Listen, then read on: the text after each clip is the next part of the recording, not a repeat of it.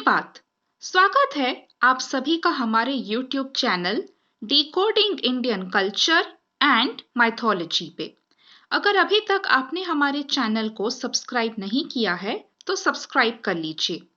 अगर आज का ये एपिसोड आपको पसंद आता है तो इसे लाइक और शेयर कर दीजिए और साथ ही सब्सक्राइब करते वक्त बेल आइकन को हिट करना बिल्कुल भी मत भूलिएगा, जिससे कि हमारे लेटेस्ट वीडियोस के सभी अपडेट्स आप तक पहुंचेंगे सबसे पहले। तो कल के एपिसोड में हमने बात की इस संसार के आदि पुरुष और आदि स्त्री यम और यमी के बारे में, जो इस संसार के सबसे पहले भाई बहन भी थे, सबसे पहले पुरुष और सबसे पहले स्त्री भी थे, और कैसे इन दोनों को अपना रिश्ता बदलने के लिए सोचना पड़ा। लेकिन आखिरकार जब इन्होंने फैसला ले ही लिया कि हम अपना रिश्ता नहीं बदलेंगे, तो यम सबसे पहले ऐसे मनुष्य बन जाते हैं जो पितृलोक में जाके वहां निवास करने लगते हैं, और यमी यहाँ पे उनके जाने के दुख में रोने लग जाती हैं, और जिससे यमुना नदी का उद्गम होता है।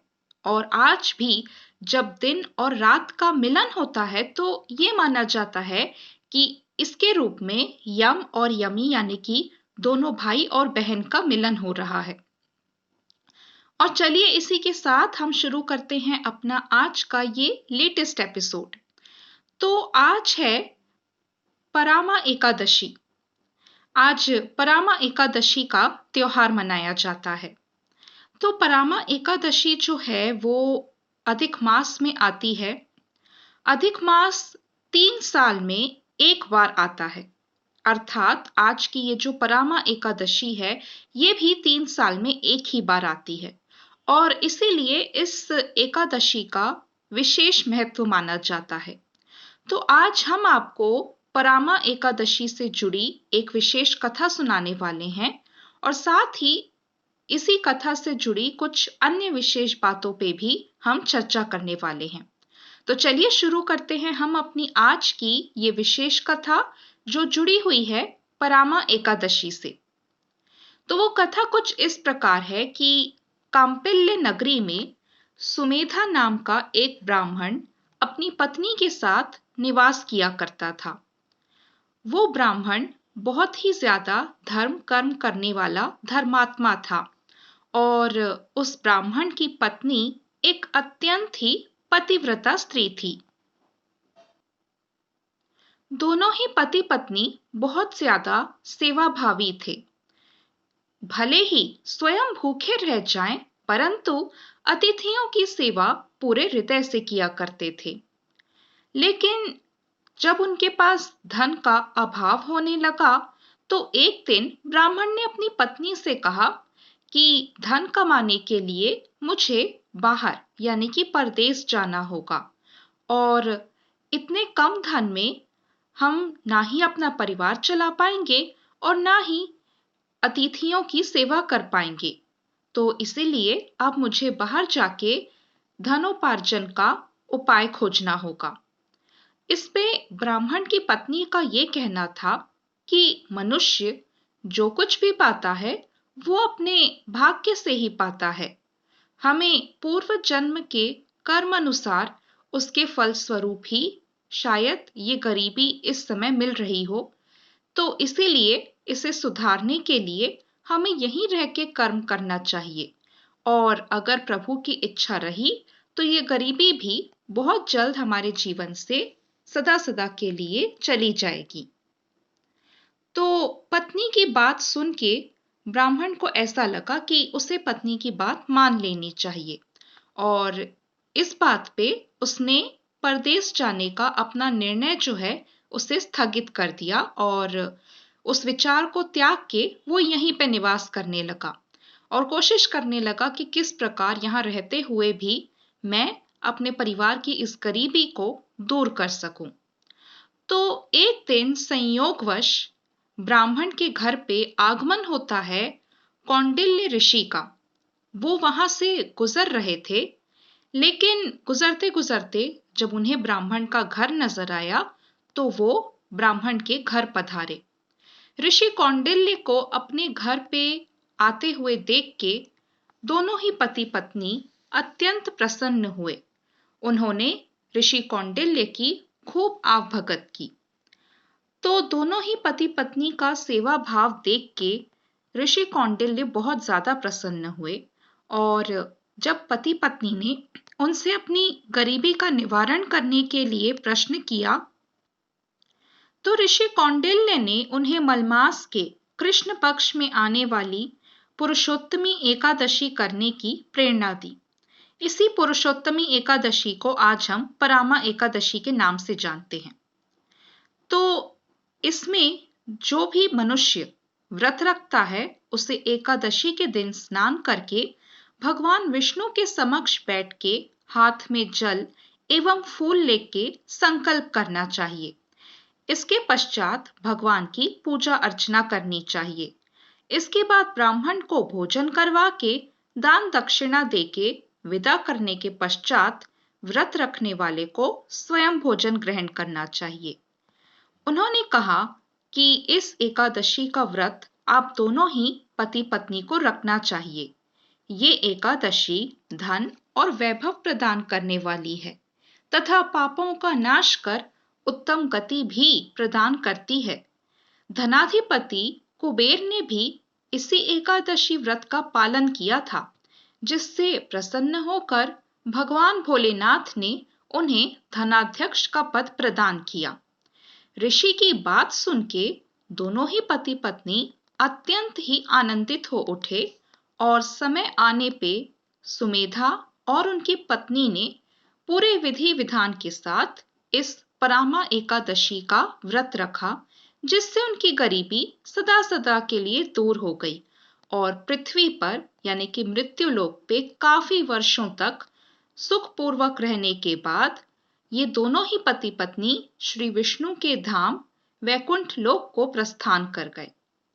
तो इसी के साथ ये जो विशेष कथा है ये एक व्रत कथा के रूप में सामने आती है, जिसका संबंध है परामा एकादशी से।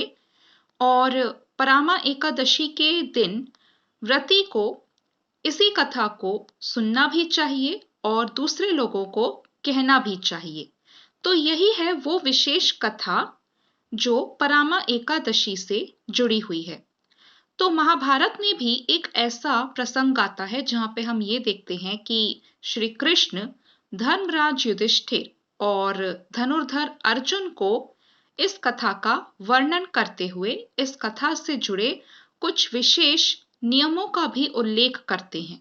और ये कथा जो कि जुड़ी हुई है परामा एकादशी से, इसका वर्णन सदा से ही किया जाता रहा है और इसके वर्णन के बिना कोई भी परामा एकादशी का व्रत जो है वो पूरा नहीं कर सकता। परामा एकादशी का व्रत जो है वो इस कथा के वर्णन के पश्चात ही पूरा हो पाता है। तो परामा एकादशी से जुड़े कुछ विशेष नियम हैं और कुछ ऐसे विशेष नियम हैं जो ये बताते हैं कि आपको किस प्रकार की भूल या किस प्रकार की गलतियों से भी आज के इस शुभ अवसर पे, आज के इस विशेष दिन पे जो कि जाना जाता है परामा एकादशी के नाम से, इस दिन पे उन कुछ खास गलतियों से भी परहेज करना चाहिए और साथ ही कुछ विशेष नियमों का पालन भी पूरी निष्ठा के साथ करना चाहिए। तो चलिए आज हम उन कुछ विशेष नियमों का उल्लेख भी कर देते हैं जिनका पालन करना अत्यंत ही आवश्यक माना जाता है परामा एकादशी में।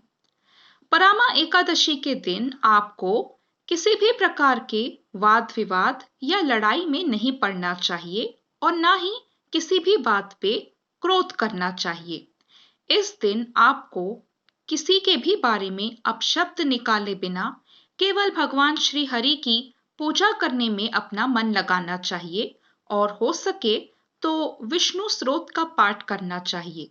अगर संभव हो तो इस दिन आपको श्री हरि विष्णु के सभी अवतारों का ध्यान भी करना चाहिए। जो लोग व्रत करते हैं वो भी और जो लोग व्रत नहीं भी करते हैं उन्हें भी इस दिन ब्रह्मचर्य के नियमों का पालन करना चाहिए। परामा एकादशी की पूरी रात सभी लोगों को प्रभु भजन और कीर्तन करते हुए द्वादशी को पारण करना चाहिए। इस दिन आपको इस बात का विशेष ध्यान रखना चाहिए।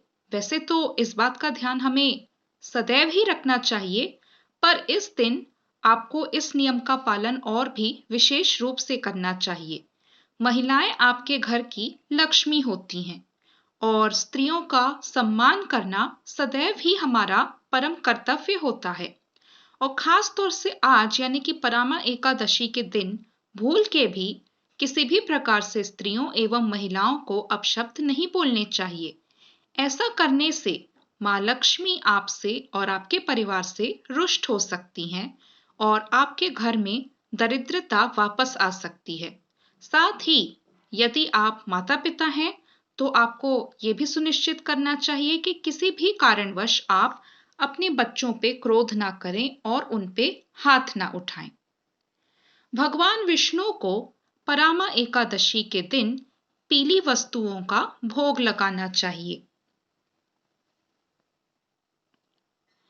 ऐसा करने से श्री हरि प्रसन्न होकर आपकी सभी मनोकामनाएं पूर्ण करते हैं। इस दिन पीपल के पेड़ की जड़ में जल चढ़ाना भी काफी शुभ माना जाता है। पीपल के पेड़ पे पूर्वजों का वास माना जाता है। जल चढ़ाने से आपको परामा एकादशी पे श्री हरि विष्णु जी के अलावा अपने पूर्वजों का आशीर्वाद भी मिल जाता है। अब ये नियम थोड़ा सा मुश्किल तो है, पर अगर आप इसका पालन कर सके तो परामा एकादशी का ये जो व्रत है ये सफलतापूर्वक आप पूरा कर सकते हैं। और ये नियम जो है वो जुड़ा हुआ है इस बात से कि हमें इस दिन बिस्तर पे नहीं सोना चाहिए। हमें इस दिन बिस्तर का त्याग कर देना चाहिए। जो कोई भी व्रत रखता है या फिर व्रत नहीं भी रखता, उसे आज के दिन सात्विक भोजन ग्रहण करना चाहिए और अपना बिस्तर त्याग के जमीन पे सोना चाहिए। ऐसा करने से व्रत करने वाले को व्रत का पूर्ण फल मिलता है और जो व्रत नहीं भी करता है उसे भी श्री हरि विष्णु का आशीर्वाद प्राप्त होता है। और एक विशेष नियम इस परामा एकादशी से जुड़ा हुआ ये भी है कि इस दिन घर में भूल के भी ना ही चावल पकाने चाहिए और ना ही किसी भी प्रकार से आपको चावल का सेवन करना चाहिए। लेकिन ये जो नियम है कि हमें इस दिन चावल नहीं पकाना और चावल का सेवन भी नहीं करना, ये केवल परामा एकादशी के लिए नहीं है। ये नियम सभी प्रकार की एकादशी जो साल भर में आती हैं, उन सभी में पालन करने के लिए बनाया गया है। जी हाँ, चावल का सेवन केवल आज ही नहीं अपितु साल भर में जितनी भी प्रकार की एकादशी आती हैं, उन सभी में इस नियम का पालन अनिवार्य रूप से किया जाता है, जिसमें हम ये ध्यान रखते हैं कि किसी भी प्रकार की एकादशी के दिन ना तो हम चावल पकाते हैं और ना ही चावल का सेवन करते हैं। तो ये थी परामा एकादशी से जुड़ी ये विशेष कथा, और साथ ही हमने आज आपके लिए विशेष रूप से उन नियमों का भी उल्लेख किया जो परामा एकादशी से जुड़े हुए हैं, जिनका पालन करना अत्यंत ही आवश्यक और अनिवार्य माना जाता है। और इसी के साथ हम अपनी आज की परामा एकादशी से जुड़ी ये विशेष कथा यहीं पे समाप्त करते हैं।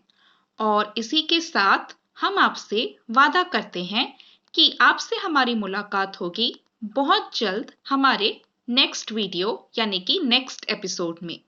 तब तक अपना ख्याल रखिए। Take care, good bye, Tata.